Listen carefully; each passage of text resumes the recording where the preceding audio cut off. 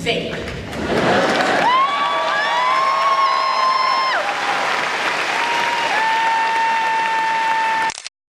Syrup or pineapple or cotton candy, whatever it is, but now that you're going to be adulting, it's not cute. Just don't do it. And I'm going to say this because everyone says it, but you won't listen because nobody does. Nothing looks better in your 50s than sunscreen in your 20s. I know.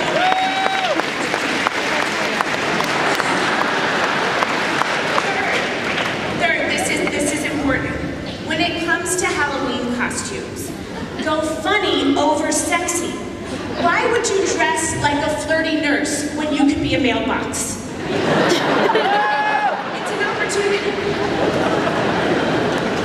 Mixed signals are not mixed signals, they're a no.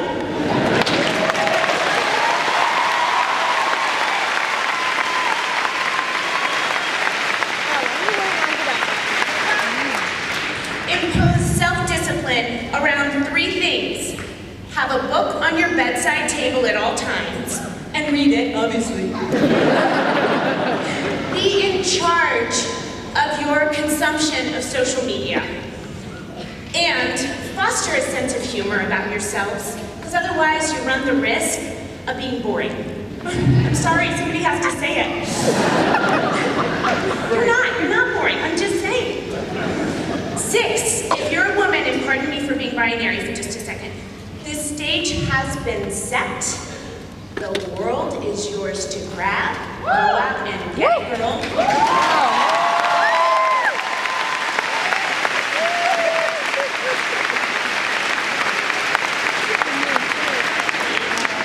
Stay close to your friends from college.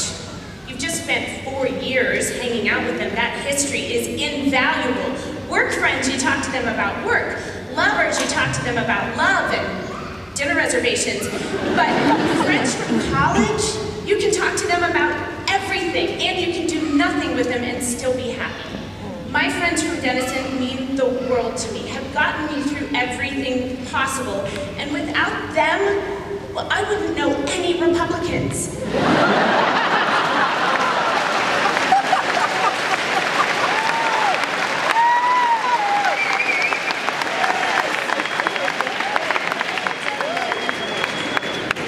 I visited this campus a couple of weeks ago, and I have to say, I went to a very different school than the one I'm speaking at today. I graduated in 1994. That's one Ariana Grande ago. Denison was best known as the inspiration for Animal House, although honestly, doesn't every school claim to be the inspiration for Animal House? Do you guys even know Animal House? And USA Today ranked Denison as the college with the most beautiful people on campus. Which, why does everyone just keep calling me most beautiful? It's so hard. I am proud to be among the members of my outstanding graduate class, but as lifetime Denison board member Sharon Martin said to me, your college degree is only as strong as your college is today. You guys, wow, I traded up, thank you. I am so inspired by your leadership and advocacy. Your class is occupying the DCGA, sitting down with faculty to hash things out, making material changes in the school you want to leave behind. By contrast, my Denison roommate and I fashioned a pair of breasts out of foam and spray paint the sides of your gowns, except like this, and we held hands and wandered through football games. We were supposed to be protesting something. It has a performance art piece, I don't remember what, but looking back at the pictures of us with pink hats on our heads, nipples, of course, I can tell you, well, we really showed them. I tip my nipple to you.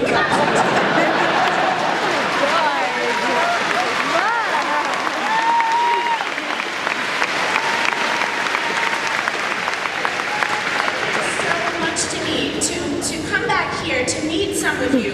I haven't been back to Granville since all of you guys were in preschool. That's so nuts. And for all of our differences, I see myself in you. I see you and me. I remember what it felt like to be where you are now. I know from some of you that last year has been a difficult one for a number of reasons, and I can't speak directly to what's happened on campus. It's not my story to tell, but it sounds sad and heavy, and I'm really sorry. I can only tell you that time has buffed the sharp edges of my own Denison memories, and I walk the campus now with a full heart. I did 25 years ago sit in the seats where you're sitting on the edge of something, the boundary between one part of my life and the next, so I know how that feels. I can speak about that with a little authority. When we talk about this moment, we usually say you're about to enter the real world, as if the real world just begins on a certain date beyond the Licking County line. But you know from personal experience, even from this year, that childhood does not end, adulthood does not begin in a single moment. The transition happens slowly and differently for every one of us. You'll see that in your 5-year reunion when there's some Fiji still living on his mom's couch.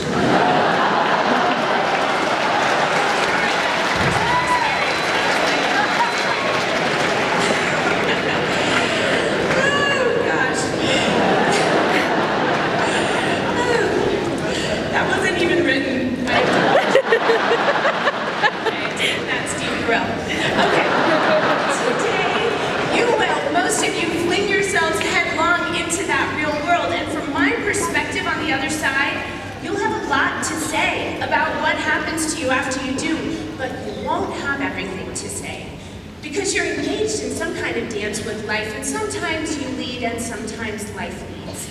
And the truth is, life isn't going to be 100% perfect. The world where 235 loving, well-meaning faculty staff devote themselves to optimizing your everyday experience, that ends today. We got a good laugh from over there. Chances are, if you're lucky, your life will be 65% happy. That's a big win and a likely score. That is fresh on Rotten Tomatoes. At some point, you will realize there is no finish line to cross. There is no moment when you're just supposed to be happy. While you wait for those moments, while you wait for the perfect job, the MCAT score, the engagement ring, your life is happening.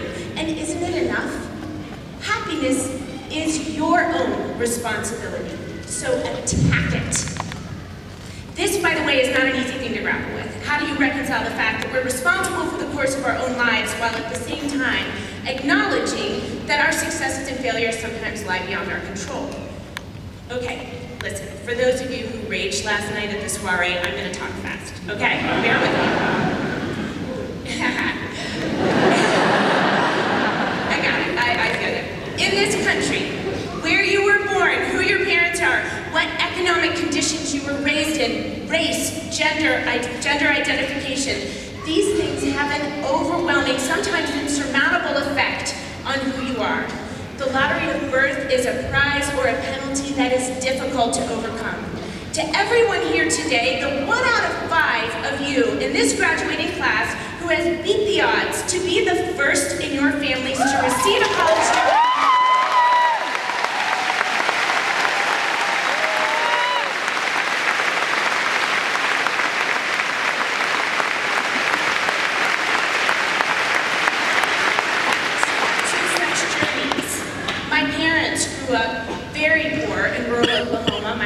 barely getting by in rural Texas, my dad, pushed and pulled by scout leaders and teachers and family and gumption.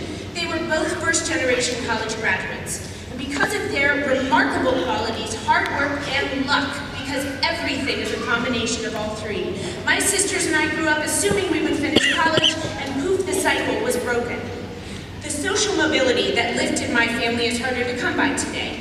If you're born now into a family at the bottom 20% of household income, you just have over a 10% chance of making it into the top 20% as an adult. And what does this bottom 10% look like? Working for Save the Children's programs for over a decade has granted me the honor of visiting people in their homes from Alligator, Mississippi to Quinault Indian Nation, Washington, from eastern Kentucky to the Central Valley, California, with so many stops in between. In my cross-section of rural America, poverty looks like a 3-year-old whose hands are blistered because in the small trailer where he lives, the only source of heat is the oven and it has to be open. and a 3-year-old running around a small trailer is a disaster. A mom choosing between diapering and feeding her child, as 1 in 3 mothers do in this country. Children starting kindergarten, their first day of kindergarten, already in remediation because they've never held a book, they've never been read to, they've never heard the ABCs. A child showing up to school in a bathing suit and her uncle's shoes because no one helped her get there.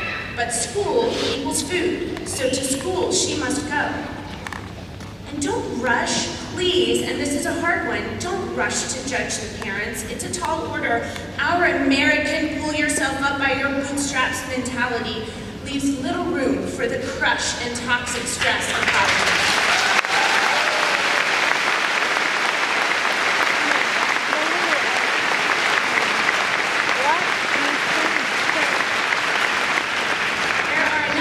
Scientists in this room to validate that if living the same circumstances, almost all of us, high-performing as we may be, would find ourselves in the same boat. Prefrontal cortex shut down, cortisol on overload, fight or flight mode. You can't worry about survival and Mother Goose at the same time. The kids don't have a shot, the cycle repeats. And I'm not telling you this to guilt trip you into working for my cause, although Save the Children should be so lucky, and please give me your resumes because I think you're all incredible. I am telling you this because reaching a mom and a child early and often, fostering a bond between them, celebrating reading, numeracy, and play, becoming a community for families without one, sharing their stories as an advocate for their futures and millions of futures like theirs, is the most optimistic work I can imagine doing with my time on the planet. No matter how you got here today, wearing this cap